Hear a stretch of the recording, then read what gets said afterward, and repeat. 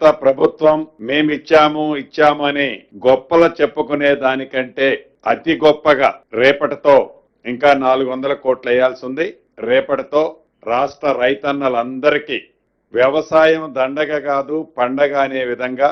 వ్యవసాయం స్టార్ట్ అయ్యే ముందే 9 రోజులలో 9,000 కోట్లు ఇచ్చిన ప్రభుత్వం ఇందిరమ్మ ప్రభుత్వం. దీనికి కేబినెట్ లో సహచార కేబినెట్ మంత్రులందరం గౌరవ ముఖ్యమంత్రి గారికి, ఫైనాన్స్ మంత్రి, ఉప ముఖ్యమంత్రి వర్యులు భట్టి గారికి కృతజ్ఞతలు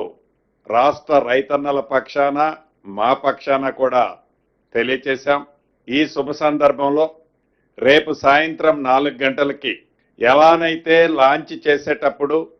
అగ్రికల్చర్ యూనివర్సిటీలో గౌరవ ముఖ్యమంత్రి రేవంత్ రెడ్డి గారి చేతుల మీదుగా ఈ కార్యక్రమాన్ని లాంచ్ చేశామో, ఎండ్ అయ్యే సందర్భంగా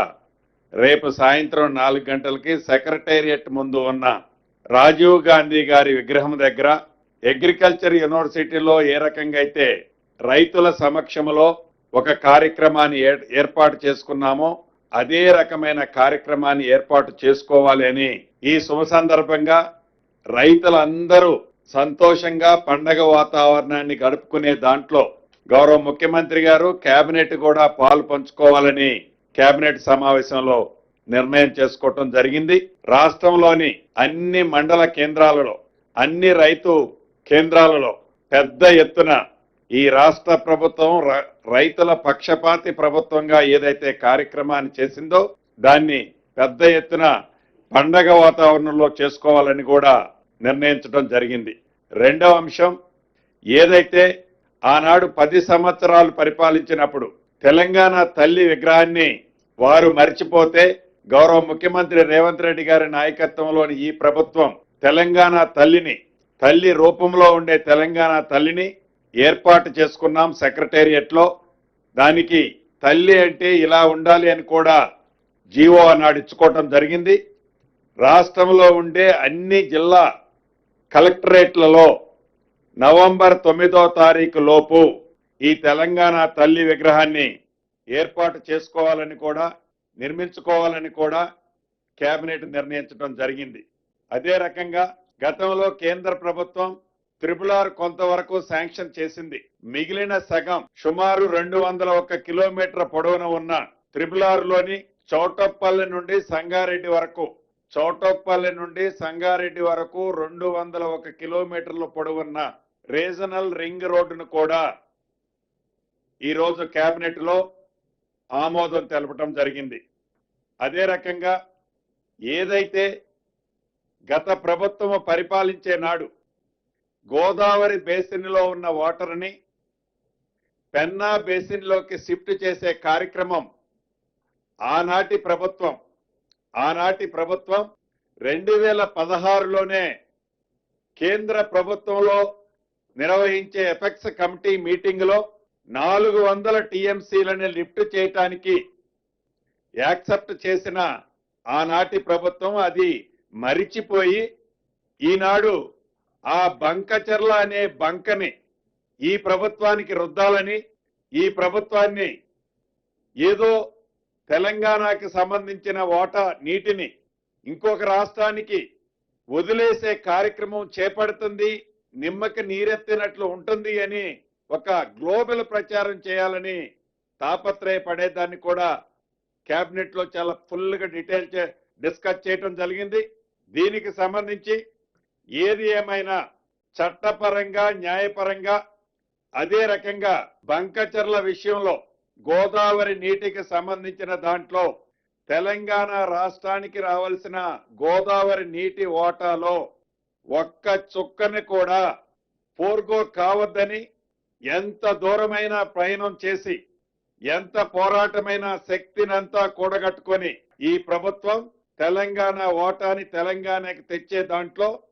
కృత నిశ్చయంతో పట్టుదలగా పనిచేయాలని కూడా కేబినెట్ లో ఈరోజు తీర్మానం చేయడం జరిగింది. ఈ సందర్భంగా మీకు చెప్పాల్సింది, కుప్పదూసోడు పరిగేరినోడిని బెదిరించినట్లు అసలు వారి ప్రభుత్వంలోనే వారు అధికారంలో ఉన్ననాడే ఈ బంకచర్లకి ఫౌండేషన్ వారి ప్రభుత్వంలోనే జరిగింది. వారి ప్రభుత్వంలో జరిగిన దాన్ని కప్పిపుచ్చుకోవటం కోసం దాన్ని మసిపూసి మారేడికాయ చేయటం కోసం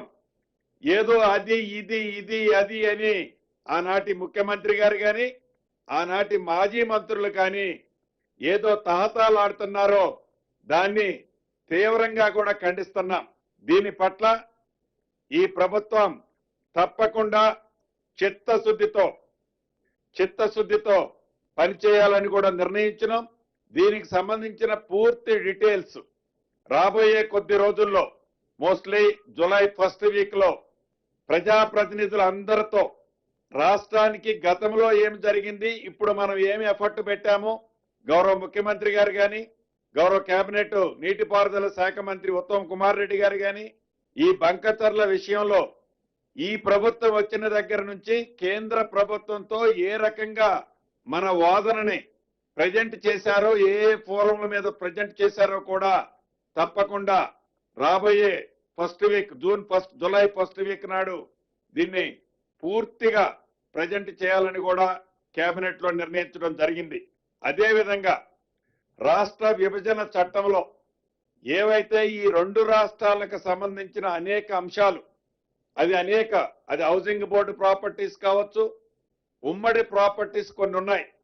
వాటికి సంబంధించిన అనేక అంశాలు ఏవైతే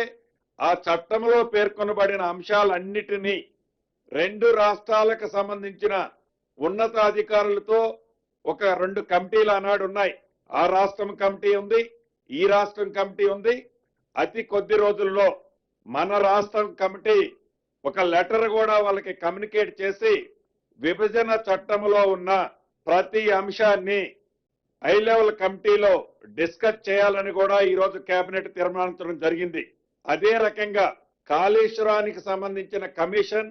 ఏదైతే రాష్ట్ర ప్రభుత్వాన్ని ఈ కాళేశ్వరానికి సంబంధించిన ఇంకా ఏమైనా మీ దగ్గర వివరాలుంటే పూర్తి ఆధారాలతో రాష్ట్ర ప్రభుత్వం దగ్గర ఉన్న ప్రతి అంశాన్ని మీరు కమిషన్ కి చెప్పాలనుకున్న ప్రతి విషయాన్ని ఈ నెల 30వ తారీఖు లోపు చెప్పాలి అని కమిషన్ అడిగిన దాన్ని వల్ల రాష్ట్ర ప్రభుత్వం ఏదైతే ఆనాడు కేబినెట్ లో జరిగిన డిస్కషన్ దీనికి అప్రూవల్ ఉందని లేదని ఉందని వారి వాయిసే వారు వినిపించుకున్నారు ఇప్పటి వరకు. అది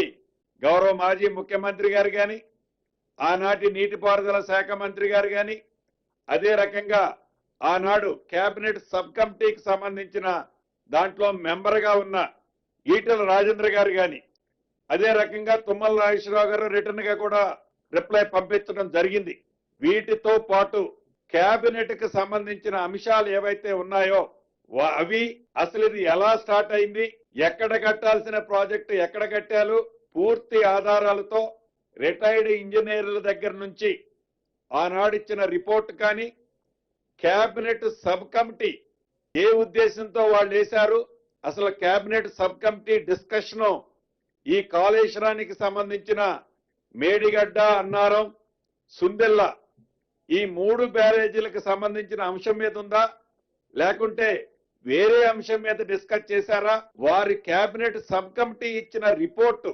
కేబినెట్ లో అప్రూవ్ అయిన తర్వాత ఆ కేబినెట్ అప్రూవ్ అయిన అంశాలని ఆనాటి పనుల్లో వారు ఇంప్లిమెంటేషన్ చేశారా లేదా అన్నది కూడా రేపు